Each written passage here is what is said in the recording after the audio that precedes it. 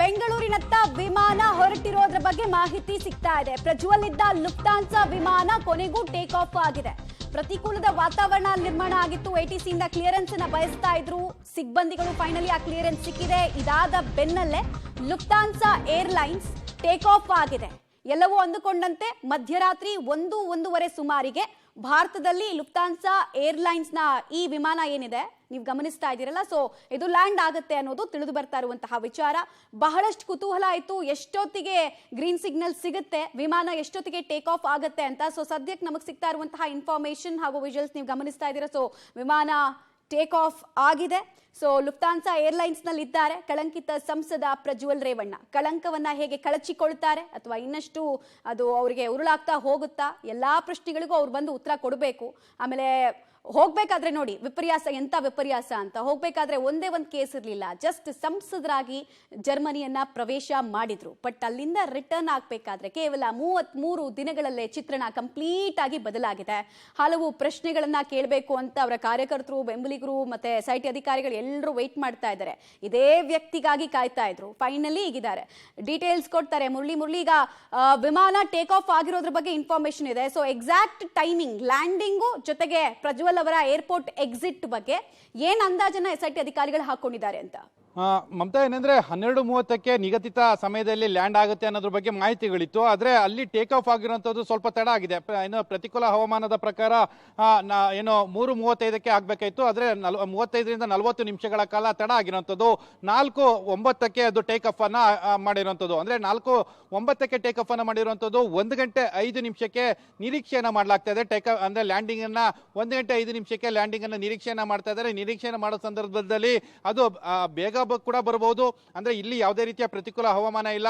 ಆ ಹಿನ್ನೆಲೆಯಲ್ಲಿ ಬೇಗ ಬಂದು ಲ್ಯಾಂಡ್ ಆಗುವಂತ ಸಾಧ್ಯತೆಗಳು ಕೂಡ ಇದಾವೆ. ಆದ್ರೆ ಈಗಿನ ಆನ್ಲೈನ್ ಅಪ್ಡೇಟ್ ನ ಮೂಲಕ 1 ಗಂಟೆ 5 ನಿಮಿಷಕ್ಕೆ ಲ್ಯಾಂಡಿಂಗ್ ಅನ್ನ ತೋರಿಸ್ತಾ ಇರುವಂತದ್ದು. 1 ಗಂಟೆ 5 ನಿಮಿಷಕ್ಕೆ ಲ್ಯಾಂಡಿಂಗ್ ಆದ ಕೂಡಲೇ ಇಮಿಗ್ರೇಷನ್ ಅಧಿಕಾರಿಗಳೇನಿರ್ತಾರೆ, ಅಧಿಕಾರಿಗಳು ಕೂಡ ಸಾಕಷ್ಟು ಪ್ರಕರಣದ ಆರೋಪಿ ಏನಿದ್ದಾನೆ ಆತನನ್ನ ತಮ್ಮ ವಶಕ್ಕೆ ಪಡ್ಕೊಳ್ಳುವಂತ ಪ್ರಕ್ರಿಯೆಗಳು, ಅದಾದ ನಂತರ ಕಾನೂನಾತ್ಮಕವಾಗಿ ಯಾವ್ಯಾವ ರೀತಿಯ ಪ್ರಕ್ರಿಯೆಗಳನ್ನ ಮಾಡಬೇಕು ಆ ಪ್ರಕ್ರಿಯೆಗಳನ್ನ SIT ಅಧಿಕಾರಿಗಳು ಮತ್ತು ಇಮಿಗ್ರೇಷನ್ ಅಧಿಕಾರಿಗಳು ಮಾಡ್ಕೊಳ್ಳುವಂಥದ್ದು. ಆದ್ರೆ ಇದುವರೆಗೂ ಕೂಡ ಇದ್ದಂತ ಒಂದೇ ಒಂದು ಕುತೂಹಲ, ಪ್ರಜ್ವಲ್ ರೇವಣ್ಣ ವಾಪಸ್ ಬರ್ತಾರಾ ಬರಲ್ವಾ ಅನ್ನೋದ್ರ ಬಗ್ಗೆ.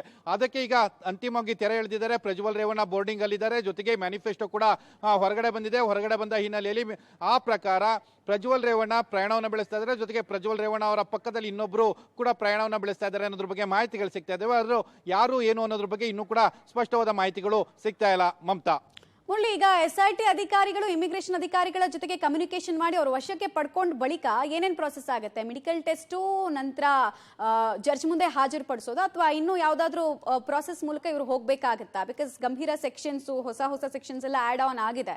376 ಜೊತೆಗೆ 66E ಕೂಡ ಆಡ್ ಆನ್ ಆಗಿರೋದ್ರಿಂದ ಸೊ ಈ ಪ್ರಕರಣವನ್ನ ಹೇಗೆ ತೆಗೆದುಕೊಂಡು ಹೋಗ್ತಾರೆ, ಏನೇನು ಆಯಾಮದಲ್ಲಿ SIT ಅಧಿಕಾರಿಗಳು ಪ್ರಾಥಮಿಕ ತನಿಖೆಯನ್ನ ಪ್ರಜ್ವಲ್ ವಿಚಾರದಲ್ಲಿ ಮಾಡ್ತಾರೆ ಒಂದೊಮ್ಮೆ ಅವ್ರು ಭಾರತಕ್ಕೆ ಬಂದ ತಕ್ಷಣ?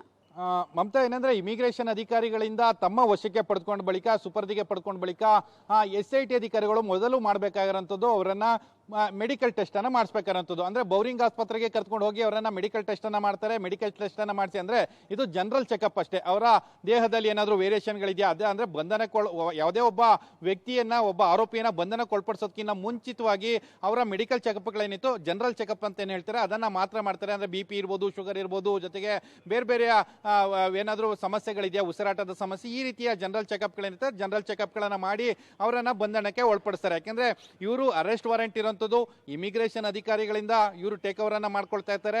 ಅದೆಲ್ಲ ಪ್ರತಿಯೊಂದು ಕೂಡ ಇಮಿಗ್ರೇಷನ್ ಅಧಿಕಾರಿಗಳು ತಮ್ಮ ವಶಕ್ಕೆ ಪಡೆದುಕೊಂಡಾಗ ಎಷ್ಟು ಗಂಟೆ ಆಗಿತ್ತು ಮತ್ತು SIT ಅಧಿಕಾರಿಗಳಿಗೆ ಕೊಡೋ ಸಂದರ್ಭದಲ್ಲಿ ಎಷ್ಟು ಗಂಟೆ ಆಗಿತ್ತು ಅದೆಲ್ಲ ಕೂಡ ಆನ್ ರೆಕಾರ್ಡ್ ಅಲ್ಲಿ ಬರುತ್ತೆ. ಯಾಕಂದ್ರೆ ಬೇರೆ ಪ್ರಕರಣಗಳಲ್ಲಿ ಒಂದಷ್ಟು ಆರೋಪಿಗಳನ್ನ ಕರ್ಕೊಂಡು ಬಂದು 12 ಗಂಟೆ ಆದ ನಂತರ ಅವರನ್ನ ಬಂಧನ ಆಗಿದೆ ಅಂತೇಳಿ ಆನ್ ರೆಕಾರ್ಡ್ ಅಲ್ಲಿ ತೋರಿಸುವಂಥದ್ದು ಆ ರೀತಿ ಸಾಧ್ಯ ಇಲ್ಲ ಈ ಪ್ರಕರಣದಲ್ಲಿ. ಯಾಕಂದ್ರೆ ಎಲ್ಲ ಕೂಡ ಓಪನ್ ಆಗಿ ನಡೆಯುವಂಥದ್ದು. ಜೊತೆಗೆ ಇಮಿಗ್ರೇಷನ್ ಅಧಿಕಾರಿಗಳು ಕೂಡ ಅದನ್ನ ರೆಕಾರ್ಡ್ ಅನ್ನ ಮಾಡ್ಕೊಂಡಿರ್ತಾರೆ. ಆ ಹಿನ್ನೆಲೆಯಲ್ಲಿ ಅವರನ್ನ ತಕ್ಷಣವೇ ಬೋರಿಂಗ್ ಆಸ್ಪತ್ರೆಗೆ ಕರ್ಕೊಂಡು ಹೋಗಿ ವೈದ್ಯಕೀಯ ಪರೀಕ್ಷೆಗಳನ್ನ ಮಾಡ್ತಾರೆ. ವೈದ್ಯಕೀಯ ಪರೀಕ್ಷೆಗಳಿಗೆ ಒಳಪಡಿಸಿ ಅದಾದ ನಂತರ ಅವರನ್ನ ಬಂಧನಕ್ಕೆ ಒಳಪಡಿಸುವಂಥದ್ದು. ಈ ಪ್ರಕ್ರಿಯೆ ಆಗಬೇಕು ಅಂದ್ರೆ ಕನಿಷ್ಠ ಬೆಳಗಿನ ಜಾವ 6 ಗಂಟೆ ಆದ್ರೂ ಆಗಬಹುದು ಅಂತ ಹೇಳಿ ನಿರೀಕ್ಷೆಗಳು ಮಾಡಲಾಗ್ತದೆ. ಬೆಳಗ್ಗೆ 6 ಗಂಟೆ ಆದ ಬಳಿಕ ಅವರನ್ನ ಮತ್ತೆ ಬೆಳಗಿನ ಅಂದ್ರೆ ಶುಕ್ರವಾರ ನಾಳೆ ಶನಿವಾರ ಬೆಳಗ್ಗೆ 6 ಗಂಟೆ ತನಕ ಕೂಡ ನ್ಯಾಯಾಧೀಶರ ಮುಂದೆ ಹಾಜರುಪಡಿಸಲಿಕ್ಕೆ ಕಾಲಾವಕಾಶಗಳು ಇರ್ತದೆ. ಅಂದ್ರೆ ಯಾವುದೇ ಒಬ್ಬ ಆರೋಪಿಯನ್ನ ಬಂಧನಕ್ಕೊಳಪಡಿಸಿ 24 ಗಂಟೆಗಳ ಕಾಲ ನ್ಯಾಯಾಧೀಶರ ಮುಂದೆ ಹಾಜರುಪಡಿಸಲಿಕ್ಕೆ ತನಿಖಾಧಿಕಾರಿಗೆ ಅವಕಾಶಗಳಿರ್ತದೆ. ಆದ್ರೆ ಸಂಜೆ ಒಳಗಡೆ ಅವರನ್ನ ಓಪನ್ ಕೋರ್ಟ್ಗೆ ಹಾಜರುಪಡಿಸುವಂಥದ್ದು ಅಥವಾ ನ್ಯಾಯಾಧೀಶರ ಮನೆಯಲ್ಲಿ ಹಾಜರುಪಡಿಸಿ ಅವರನ್ನ ಕಸ್ಟಡಿಗೆ ಪಡ್ಕೊಳ್ಳುವಂತ ಪ್ರಕ್ರಿಯೆಯನ್ನ ಪ್ರಾರಂಭ ಮಾಡ್ತಾರೆ ಅನ್ನೋದ್ರ ಬಗ್ಗೆನೂ ಕೂಡ ಮಾಹಿತಿಗಳಿರುವಂಥದ್ದು. ಯಾಕೆಂದ್ರೆ ಪ್ರಜ್ವಲ್ ರೇವಣ್ಣ ವಿರುದ್ಧ 3 ಅತ್ಯಾಚಾರ ಪ್ರಕರಣಗಳಿವೆ. ಪ್ರಮುಖವಾಗಿ ಅವರನ್ನ ಅತ್ಯಾಚಾರದ ಆರೋಪಿಯಾಗಿರೋ ಹಿನ್ನೆಲೆಯಲ್ಲಿ ಮೆಡಿಕಲ್ ಟೆಸ್ಟ್ ಅನ್ನ ಮಾಡಿಸಬೇಕಾಗಿರುವಂತದ್ದು. ಮೆಡಿಕಲ್ ಟೆಸ್ಟ್ ರಿಕ್ವೈರ್ಡ್ ಇದೆ. ಜೊತೆಗೆ ಸಂತ್ರಸ್ತೆಯರು ಕೊಟ್ಟಂತ ಮಾಹಿತಿಗಳ ಪ್ರಕಾರ ಸ್ಥಳ ಮಹಾಜರು ಅಂದ್ರೆ ಅತ್ಯಾಚಾರ ನಡೆದಂತ ಸ್ಥಳ ಮಹಾಜರು ಏನಿದೆ ಅಲ್ಲೆಲ್ಲ ಕೂಡ ಕರ್ಕೊಂಡು ಹೋಗಬೇಕು. ಆ ಹಿನ್ನೆಲೆಯಲ್ಲಿ ಅವರನ್ನ ಪೊಲೀಸ್ ಕಸ್ಟಡಿಗೆ ಪಡ್ಕೊಳ್ಳೋ ಪ್ರಯತ್ನವನ್ನ SIT ಅಧಿಕಾರಿಗಳು ಮಾಡುವಂತದ್ದು. ಮಮತಾ.